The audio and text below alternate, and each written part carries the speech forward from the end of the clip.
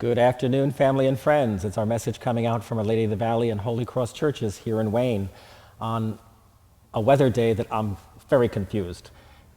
Here it is, the second day of spring, and the weather is colder and windier than it was the most days of winter. So much for March coming in like a lion and going out like a lamb. So who knows what's going to happen during this final week of March next week, which is our Holy Week. But I hope everyone had a wonderful celebration of St. Patrick. I know I did. Mine was actually a 3-day celebration. It began on Friday, March 15th. I attended a wonderful performance of Celtic Woman at the Mayo Performing Arts Center in Morristown, and they are a fantastic group of singers called Celtic Woman. If you've never seen them in concert, you don't know what you're missing. They do wonderful traditional songs in both English and Gaelic, and some contemporary songs. They mix it together with dance and so forth. And then on Saturday, we had the Knights of Columbus St. Patrick celebration here at Our Lady of the Valley. And again, I want to thank the Knights for a wonderful, wonderful night. The food was great, the entertainment was great. We had Irish dancers, we had bagpipers, and I had to remind people, it's interesting, most people don't realize that the bagpipes you see, particularly on St. Patrick's Day and all the parades, they are actually Scottish bagpipes, because an Irish bagpipe, you have to play sitting down, because it actually sits on your lap. And the sound of an Irish bagpipe is very different than a Scottish bagpipe. So you see all these wonderful pipes and drum bands on St. Patrick's Day and so forth. They are actually Scottish bagpipes celebrating St. Patrick.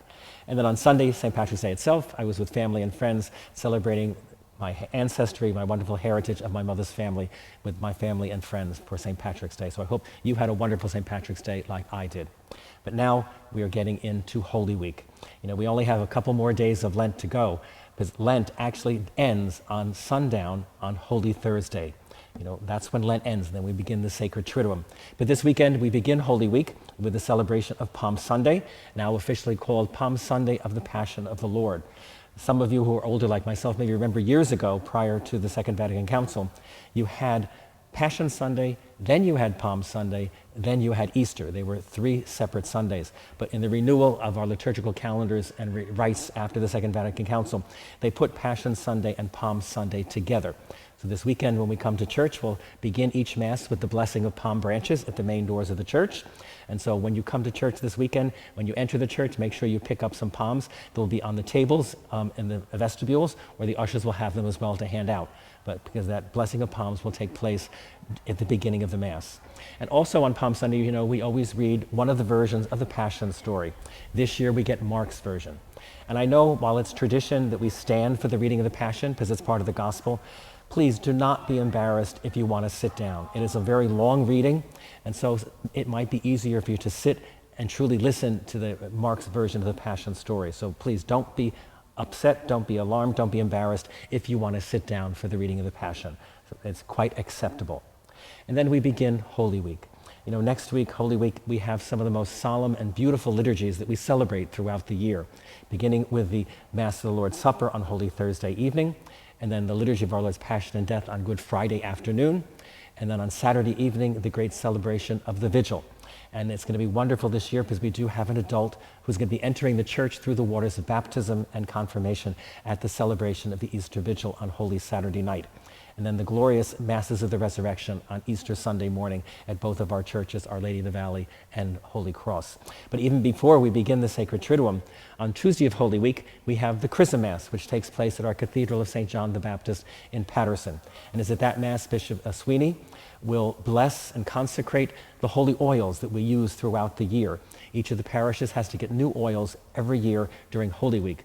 There's the oil of catechumens, which is used at the celebration of baptism. There's the oil of the sacred chrism, which is used at baptism, confirmation, ordination of priests, and the dedication of new churches. And then there's the oil of the sick that we use in the anointing of the sick and the infirm. And so those oils are blessed at the Chrism Mass. And also at that Mass, all the priests present, our diocesan priests, we renew our promises that we made at our ordination date, no matter how long ago that was. We renew them every year at the Chrism Mass. And so it's a wonderful week, a solemn week, a beautiful week. It's a wonderful week of reflection, remembering the things that make up our faith, that make us Christian, that make us Roman Catholic. And I say they're some of the most beautiful and solemn liturgies that we celebrate during the entire year. Because Holy Week and the celebrations of the Sacred Triduum, they are the most important Masses we celebrate throughout the entire year. Everything else pales in comparison to them, and everything builds up to those celebrations. That's why we always refer to even every Sunday during the year as a celebration of Easter. Every Sunday is a celebration of the resurrection, and it traces itself all the way back to Holy Week and the celebrations of the Sacred Triduum. You know, this year, Easter is very early, March 31st. Next year, Easter will be April 20th, much later. And you know, we're still in discussion with all the Christian churches around the world to come up with a common date for Easter. And we're trying to get everyone in agreement, and we're pretty close to that. And we're hoping, when we do get to that point, that Easter would always be celebrated, say, on the third Sunday of April, and then we back up to get to the beginning of Lent. Because this back and forth thing with the solar system and the lunar calendar and the summer solstice and the spring solstice gets a little crazy because it varies from year to year. So we're trying to come up with a common date so that hopefully we'd always have good weather. So hopefully we're going to have good weather next week too, particularly because we have to build the fire outside the church for the lighting and the blessing of the Easter candle. So hopefully we'll see you this weekend as we begin Holy Week with the celebration of Palm Sunday of the Lord's Passion. Enjoy the rest of these days and try to stay warm. Thanks a lot for listening.